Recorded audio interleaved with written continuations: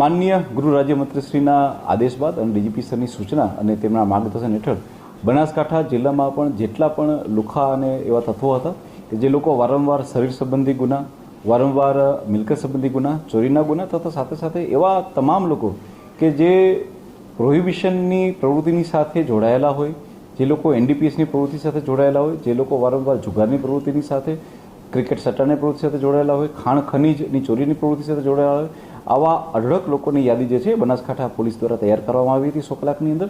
અને આવા તમામ તત્વો કે જો એમની પાસે ગેરકાયદેસર નળ કનેક્શન, ગેરકાયદેસર ઇલેક્ટ્રિસિટી કનેક્શન કે એ લોકોએ ક્યાંય દબાણ કરેલું હોય તો તેની ઉપર પણ કાર્યવાહી કરવામાં આવી રહી હતી.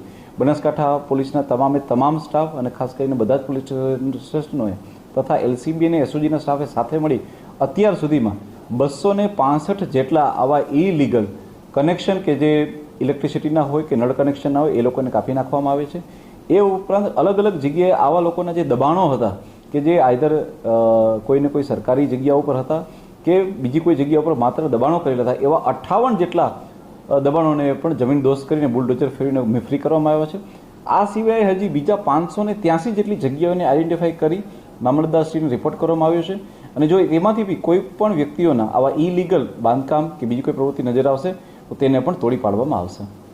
સર, વિપક્ષ દ્વારા અનેક વખત બનાસકાંઠા પોલીસની કામગીરી પર સવાલો ઉઠતા હોય છે, એ બાબતે શું કોંગ્રેસ દ્વારા આક્ષેપ કરવામાં? જો હું આપણે કહીશ કે એ કેટલાક એ રાજકીય આક્ષેપો હોય, પરંતુ અમે એ બાબતમાં પડતા નથી. પોલીસ તરીકે અમારો હંમેશા ફોકસ હોય છે કે અમે લોકો કામ ઉપર ધ્યાન આપીએ. એ બધી વસ્તુથી પરવા કરી વગર હું માત્ર આપને આંકડાઓ આપવા માંગીશ કે બનાસકાંઠા પોલીસે છેલ્લા 2.5 થી પોણા 3 વર્ષ દરમિયાન પ્રોહિબિશનના 42,000 જેટલા કેસ કર્યા છે અને 105 કરોડથી વધારેનો મુદ્દામાલ જપ્ત કર્યો છે. નાસ્તા ફરતા આરોપીઓ, જેને કહેવાય કે રેકોર્ડ બ્રેક કામગીરી, એટલે કે 986 નાસ્તા ફરતા આવા પ્રોહિબિશનના બુટલેગરોને પકડીને જેલ હવાલે કરવામાં આવ્યા છે. એટલે મારા ખ્યાલથી પોલીસ જે છે એ કામ ઉપર ફોકસ કરશે અને મારા આંકડાઓ ઇનફ છે કોઈ પણ વસ્તુનો જવાબ દેવા માટે. Thank you.